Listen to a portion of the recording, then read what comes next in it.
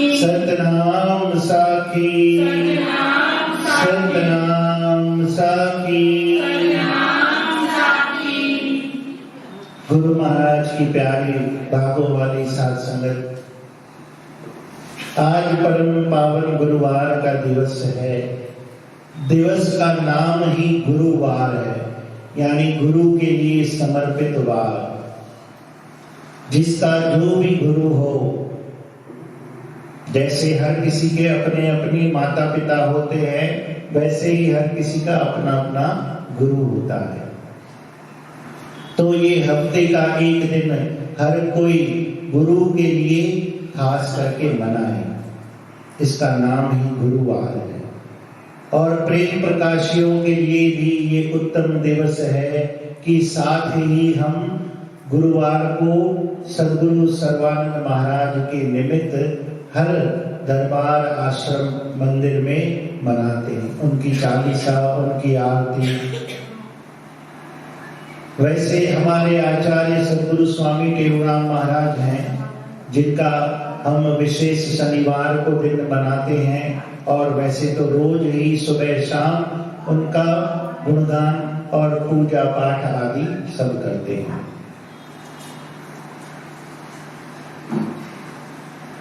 यहाँ पर भजन में कह रहे हैं, जीवन किसी को अर्पण करके तो देख ले। जैसे जब किसी का किसी से संबंध हो जाता है, किसी का किसी से संबंध, जैसे शादी करते हैं तो एक पवित्र बंधन हो जाता है, बंधन हो जाता है।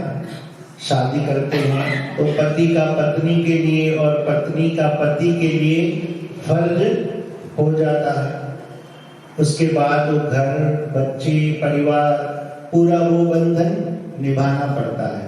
क्या हम उस बंधन को फिर नहीं निभाते? मरते दम तक जिससे बंधन हुआ उससे निभाते हैं, किसी आस पड़ोस के लिए नहीं। तो गुरु और शिष्य का भी बंधन है। जिसका गुरु है उसका, जिसकी शादी अभी तक नहीं हुई है वो निगुरा है, यानी अभी तक जिसने गुरु नहीं किया उसे निगुरा कहते हैं। जैसे जिसकी शादी नहीं होती है उसको क्या कहते हैं? अनादर छड़ो। अच्छा है अना कि काई विलेश कोणती या कोई विलेश कोणतो तहरी नमने। तो गुरु शिष्य का भी बंधन हो जाता है। पानी पीजिए छान के, गुरु कीजिए जान के, कहते हैं ना। तो एक बार आपने जिससे शादी कर ली, अंधा, लूला, काना, बहरा जो भी निकला, एक बात है, तो उससे निभाना है।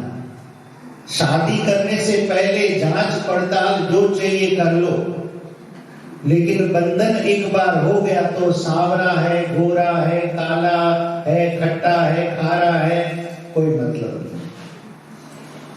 सिंधी में तो पति को क्या कहते हैं? नहीं, हिमजो घोट है, और गुरु को भी घोट कहते हैं। गुरु को भी घोट कहते हैं। तो पति भी घोट है, यानी एक तरह से गुरु है।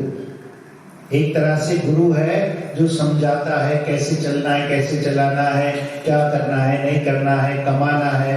तुम्हारे लिए, घर परिवार के लिए कमाई करके आता है और सबको खिलाता है। तो एक तरह से पति भी गुरु है।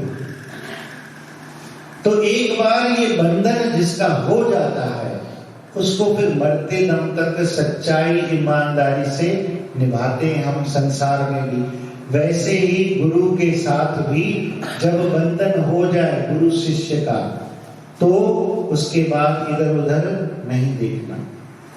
गुरु की वाणी का पाठ करना, गुरु के भजनों का गुणगान करना, भजन गाना। कौन सी प्रेम प्रकाश ग्रंथ वाणी क्या कहती है?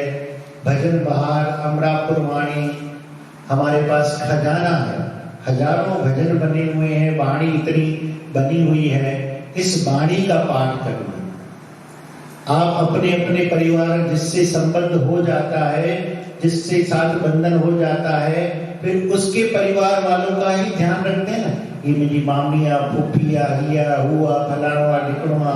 तो यानी जिससे बंधन हुआ उसी के परिवार वालों से जुड़ते हो कि ये मेरे पति का फलाना है या पत्नी का, उसके रिश्तेदारों से जुड़ जाते हैं। वैसे ही जब गुरु से बंधन हुआ तो गुरु की वाणी से जुड़ जाना। गुरु की वाणी क्या कहती है, क्या कहना चाहती है, सत्संग में आना, उसके सत्संग में आना, मंदिर में आना। ये बंधन अगर किसी ने नहीं निभाया, देखो जब तक कुंवारी लड़की है तो दोस्तों के, सहेलियों के साथ घूमे, घर घर जाए तो चलेगा, कोई कुछ नहीं बोलेगा। लेकिन जब शादी हो गई, उसका पति हो गया, ससुराल हो गया, फिर ऐसे सहेलियों के साथ घूमती फिरे, कभी उसके घर, कभी उसके घर, कभी किधर, कभी अच्छा लगेगा? नहीं लगेगा। तो गुरु का भी यही काम है। दुकान आप चलाते हो, आपके यहाँ का कोई नौकर हो और आपके यहाँ नौकरी करे और जाकर काम किसी और का करे, आपको अच्छा लगेगा?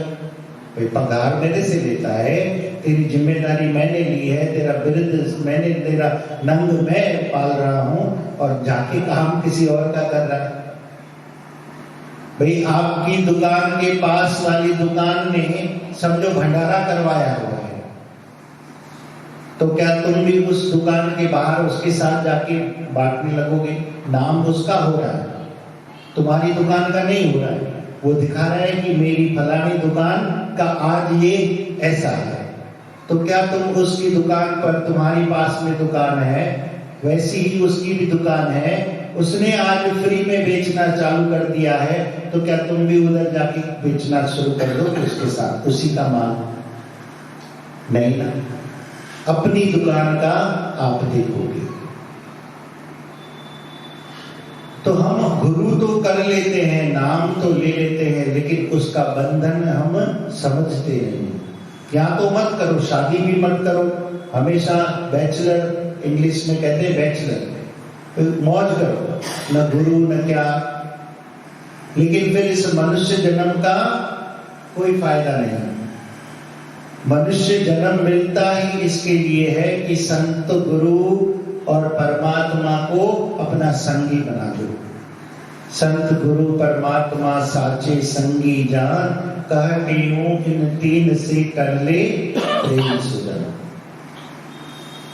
तो यहाँ पर रोज नित्य नियम से सुबह और शाम को जो भी सत्संग आदि होता है, आरती होती है, गुरु की आरती भी याद होनी चाहिए, उसकी प्रार्थना भी याद होनी चाहिए।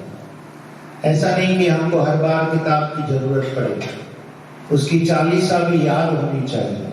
वो सच्चा प्रेमी है, वो सच्चा शिष्य है, जिसका जो भी गुरु,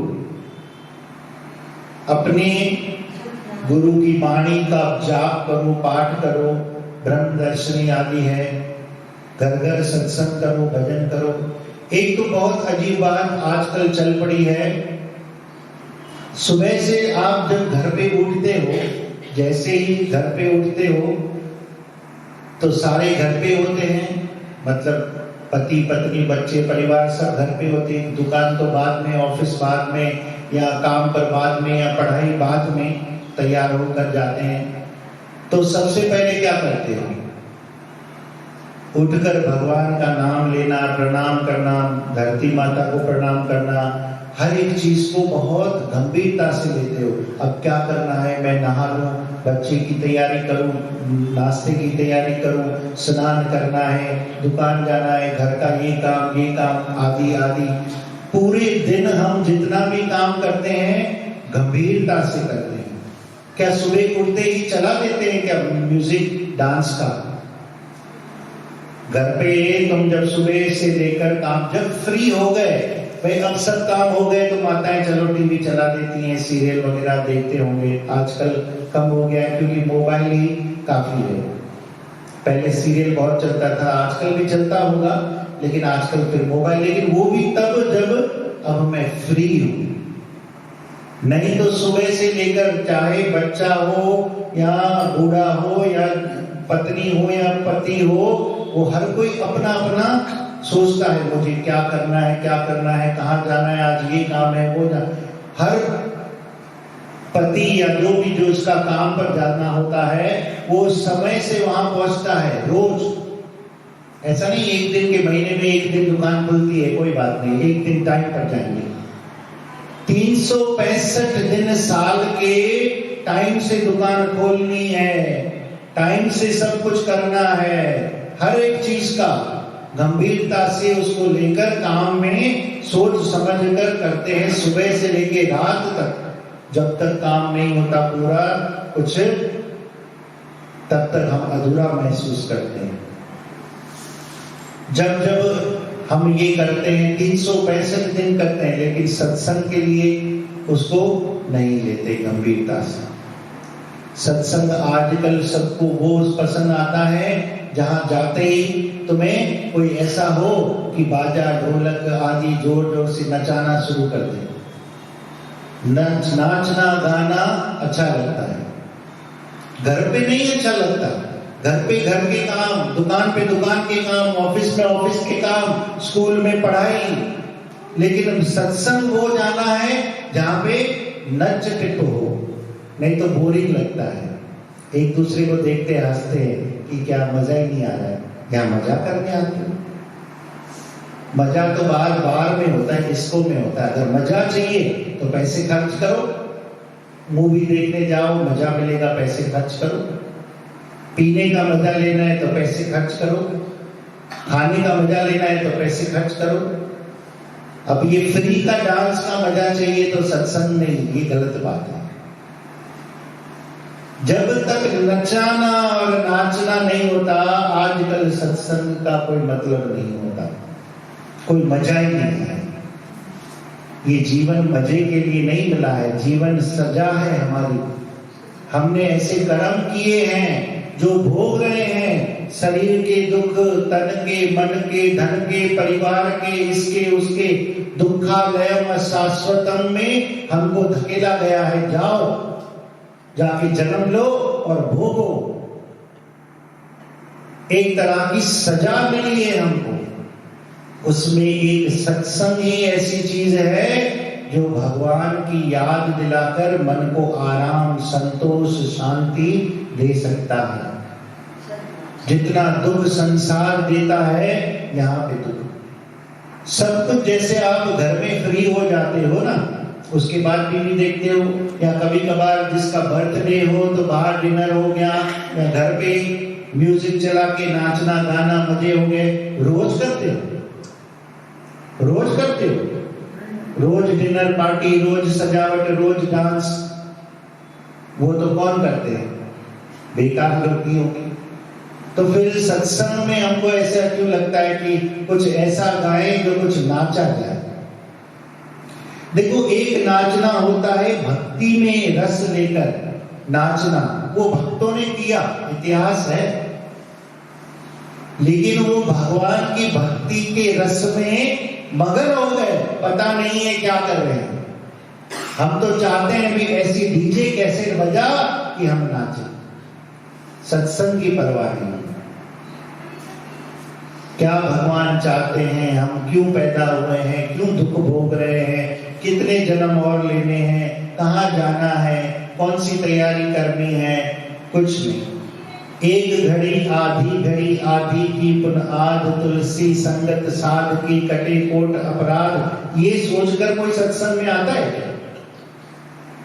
ये सोचकर कोई सत्संग में नहीं आता है कि गुरुद्वार पर ये सदगुरु स्वामी देवराम ऐसे बैठे हैं, तो किस तरह बैठे हैं? शांत चित्त ध्यान करके अपना आत्म स्वरूप की प्राप्ति करनी है। सत्संग का फल है कि हमें ध्यान में, भगवान में मन लगे, परमात्मा से प्रेम हो। पहले से ही भाई देखो, हर एक चीज की पढ़ाई करनी पड़ती है, सीधा ग्रेजुएशन तो कोई नहीं होता। इसीलिए जीवन किसी को अर्पण करके तो देखिए। जीवन का अर्पण, जैसे पत्नी और पति एक दूसरे के लिए अर्पण होते हैं ना, बंधन होने के बाद। बच्चों के लिए हम अर्पण कर देते हैं जीवन अपना, उनके लिए खाना, उनके लिए कमाना, उनके लिए बनाना, सब कर लेते हैं। इसी को बोलते हैं जीवन किसी को अर्पण करके तो देखिए। तो जब कोई चीज हमारे हाथ से बाहर चली जाती है, जिसे हम नहीं संभाल पाते, हम पर वो दुख आते, कष्ट विघ्न आते हैं, तब कौन काम आता है? जब तो फिर परमात्मा, गुरु, संत सहायता करते हैं, उनकी मदद हम लेते हैं। लेकिन अगर उनमें विश्वास नहीं होगा, विश्वास कैसे जागेगा? सत्संग में जागेगा। विश्वास सत्संग में कैसे जागेगा? जब तक वाणी के ऊपर ध्यान नहीं है कि कहे क्या रहे हैं। जो भजन भी गा रहे हैं, इतना जितने भी महापुरुष हुए, गुरु नानक साहब भी हुए, वाणी बनाकर लिख कर गए, और सदगुरु स्वामी देवराम महाराज ने भी वाणी में भजन के रूप में लिखकर हमको वाणी दे दी। उस वाणी को हमको समझना है। जब तक वाणी को हमने हृदय में नहीं बिठाया, एक तो आजकल खिचड़ी बहुत कर देते हैं, इसका भी सुनेंगे, इसका भी सुनेंगे, इसका भी सुनेंगे, इसका भी देखेंगे, इसका ये कथा, वो कथा, ये भजन, ये भजन, ये भजन, सब मिक्स खिचड़ी। ये खिचड़ी हो जाती है तो किसी में किसी का ध्यान रहता ही नहीं है। एक से वो कहते हैं ना, आज बॉयफ्रेंड गर्लफ्रेंड होते हैं, फिर एक से ब्रेकअप, फिर दूसरे से ब्रेकअप। तो आजकल ऐसे हो गया, जो पसंद आ जाए उसके साथ चल दिए। ऐसे नहीं होना चाहिए। अपने गुरु के प्रति अटल विश्वास होना चाहिए, और उनकी वाणी हमें प्यारी लगे, हमें किसी और वाणी की जरूरत ना पड़े। वाणी उनकी हमें प्यारी लगे, जो हम ये गाते हैं, गुरु प्रार्थना अष्टक, 40 और शांति के दोहे, 16 शिक्षाएं, और गुरु महाराज का ये ग्रंथ, और अमरापुर वाणी हिंदी, अमरापुर वाणी सिंधी, इतने आपके पास होगी या नहीं पता नहीं। तो इन वाणियों में हमारा ध्यान नहीं है। गुरु महाराज इतने नए नए भजन बनाकर दे रहे हैं। कितने भजन बनाए गुरु महाराज ने, पंचम पातशाही ने, उन भजनों को सुने। हाँ, कभी कभी मजे वाले भी सुने, जिसमें नाचना हमको अच्छा लगता है, तो वो नाचने में कोई खराबी नहीं है। नाच, अब जैसे हमारी पंचम पातशाही कितना वैरागी सत्संग करते हैं, फिर सत्संग पूरा हो गया, फिर ओ मुझो स्वामी देव राम, ये विश्वास और प्रेम से भरकर जब तक वाणी अंदर गई, विश्वास आ गया, हाणे मुझो साईं बैठो, कोई नाचने में मजा आता है भाई। बाकी सीधा सीधा कोई यहाँ पर देखो, सत्संग है वैराग करने के लिए, संसार से मन हटाने के लिए सत्संग।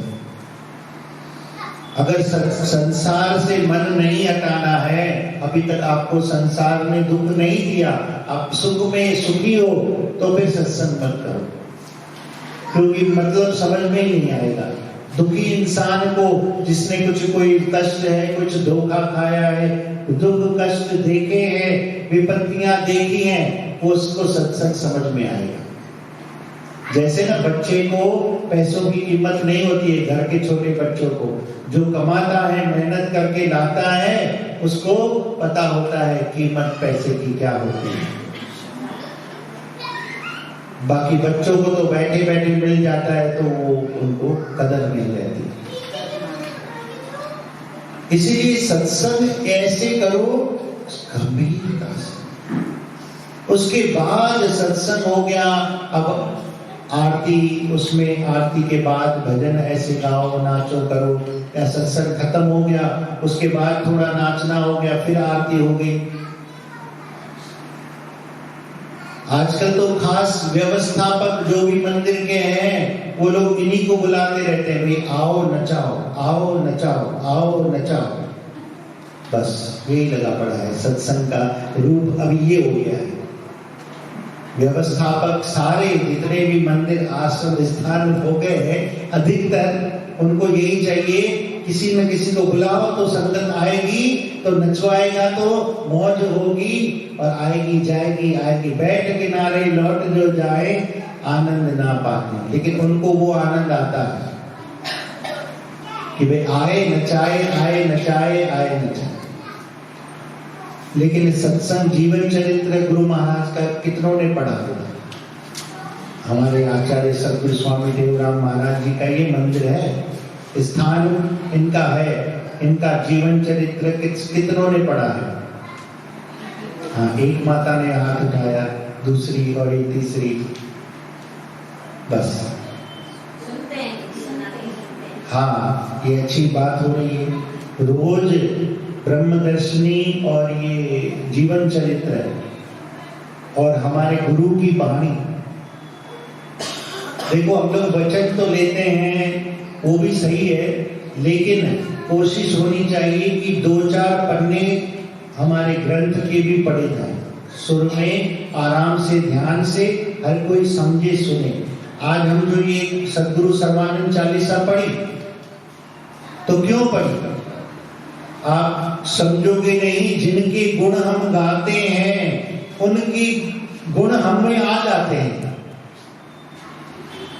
जिनके गुण हम गाते हैं उनके गुण हम में आ जाते हैं। ये इसके पीछे का गुप्त रहस्य है। कोई भी वाणी जब हम गाते या पढ़ते हैं तो ऐसा हम ना समझे ये क्या हो रहा है, ऐसे पढ़ रहे हैं, समझ में आ नहीं रहा है। नहीं, जितने भी अक्षर समझ में आ जाए तो पढ़ने सुनने और बैठने पर भी वो उनके गुण हम में आ जाएंगे, वो शक्ति हम में आ जाएगी। तो हमें गुणगान करना है। हमारी स्थिति अलग है, हम उनके शिष्य हैं। पहले तो शिष्य का फर्ज निभाएं, फिर उस स्थिति को हम प्राप्त करेंगे। मंदिर का नेम निभाना, रोज एक समय, या तो सुबह या तो शाम, 2 समय नहीं आ सकता हर कोई, लेकिन एक समय सत्संग के लिए निकालना चाहिए। घर में हम स्नान का समय, सब्जी लेने का समय, खाना बनाने का समय, खाना खाने का समय, इधर जाने का समय, उधर जाने, सब रोज के रोज 365 दिन समय निकालेंगे, लेकिन सत्संग के लिए जब समय होगा तब आएंगे। ये गलत है। यहाँ पर हमें इतना अच्छा मंदिर गुरु महाराज की कृपा से, आप प्रेमियों की सहयोग से बना है, इतना अच्छा, और कृपा काम करती है। ये जो कलयुग है, कलयुग केवल नाम आधारा, सुमर सुमर नर उतरे पारा। यहाँ पर तो हरेर नाम हरेर नाम हरेर नाम ही केवलम कलौ नास्ते नास्ते नास्ते गतिरन्नत। सत्संग के बिना किसी की गत नहीं होगी। जैसे गुरु करने का क्या मतलब है कि गुरु का सत्संग करना, गुरु बिन गत नहीं कहते ना। तो क्या मतलब गुरु करके फिर घर बैठने नहीं, फिर गुरु के सत्संग में, गुरु के दर की सेवा करना, पानी भरना, झाड़ू लगाना, पोछा लगना, कोई सेवा करना, प्रसाद लाना, आदि आदि बहुत सारी सेवाओं से जुड़ जाना।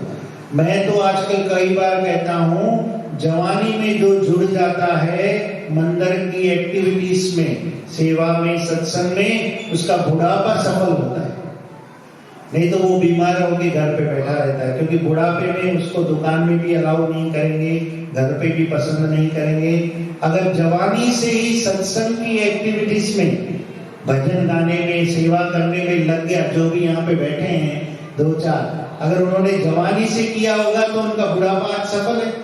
मैं देखता हूँ 90-90 साल, 80-80, 85 साल की माताएं भी और कुछ मर्द भी सत्संग में आते हैं। उनका नियम है, कुछ न कुछ सेवा हल्की फुल्की लाता लेना देना करते हैं, जो पहले से जुड़े हुए। हम लोग जो सोचते हैं ना, पहले ये काम कर ले पूरा से, फिर रिटायर होके मंदिर में बैठेंगे, बूढ़े होके मंदिर में बैठेंगे, तो वो बुढ़ापा किसी काम का नहीं, कुछ समझ में ही नहीं आएगा। खाली या तो नींद आएगी या भाई कुर्सी एक ले लो बस, और कुछ नहीं।